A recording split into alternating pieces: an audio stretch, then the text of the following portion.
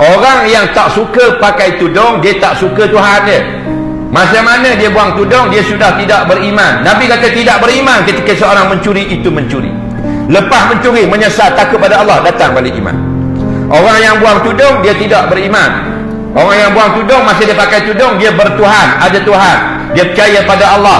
Lepas masa dia buang tudung dah, dia sudah tidak percaya kepada Allah. Kenapa? Allah yang suruh pakai tudung, bukan netizen, bukan ustaz.